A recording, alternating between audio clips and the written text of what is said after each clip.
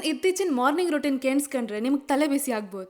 ಅದಕ್ಕೆ ಸುಮಾರು time ತಾಗತ್ತೆ. Exercise ಮಾಡಿ ಕೆಳಗೆ ಬಂದು ಅಮ್ಮ ಮಾಡೋ ಜೀರಿಗೆ ಪುಡಿನ ಬಿಸಿ ನೀರಿಗೆ ಹಾಕಿ ಕುಡಿದೆ. ಕಾಯಿಸ್ಕೊಂಬಲ್ಲ ಪುರ್ಸೋತಿರಲಿಲ್ಲ.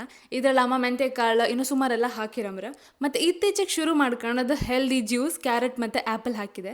ಅದಾದಮೇಲೆ ಸ್ವಲ್ಪ ಹೊತ್ತು ಬಿಟ್ಟು ಬೀಟ್ರೂಟ್ ಜೊತೆಗೆ ತಂಪಿನ ಬೀಜ ಒಂದು ಅರ್ಧ ಗಂಟೆ ಬಿಟ್ಟು ಕೊಡೋದು. ಮತ್ತು ರಾತ್ರಿ ನೆನೆಸಿಟ್ಟದ್ದು ಬಾದಾಮಿ.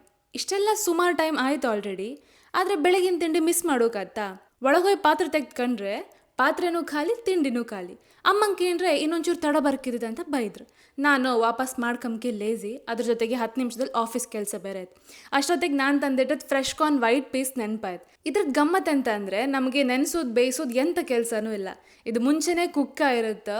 ಗುಡ್ ಪಾರ್ಟ್ ಅಂದರೆ ವ್ಯಾಕ್ಯೂಮ್ ಸೀಲ್ ಮಾಡಿ ಸ್ಟರ್ಲೈಸ್ ಮಾಡಿರ್ತಾರೆ, ಸೊ ಪ್ರಿಸರ್ವೇಟಿವ್ ಫ್ರೀ. ನಾನು ಸಿಕ್ಕಿದ್ದೆ ಚಾನ್ಸ್ ಅಂತ ರಪ್ಪ ಒಂದು ಹೆಲ್ದಿ ಸ್ನ್ಯಾಕ್ ಮಾಡ್ಕೊಂಡೆ. ಓಪನ್, ವಾಶ್, ಬೇಕಾದೆಲ್ಲ ಸ್ಪೈಸಸ್ ಹಾಕಿ ಮಿಕ್ಸ್ ಮಾಡಿ, ಇಷ್ಟೇ 1 ನಿಮಿಷದೊಳಗೆ ಸ್ನ್ಯಾಕ್ ರೆಡಿ. ಅಮ್ಮಂಗೂ ತೋರಿಸ್ದೆ. ಅಮ್ಮಂಗೆ ತುಂಬ ಖುಷಿ ಆಯಿತಾ, ಎಂತಾದರೂ ಒಂದು ಮಾಡ್ದಳಲ್ಲ ಮಗಳಂತ. ಹಾಂ, ಅಮೆಝಾನ್ ಮತ್ತು ಫ್ರೆಶ್ ಕಾರ್ನ್ ವೆಬ್ಸೈಟಲ್ಲಿ ಇದು ಅವೈಲೇಬಲ್ ಇತ್ತು. ಲಿಂಕ್ ಬೇಕಿದ್ರೆ ಕಾಮೆಂಟ್ ಮಾಡಿ.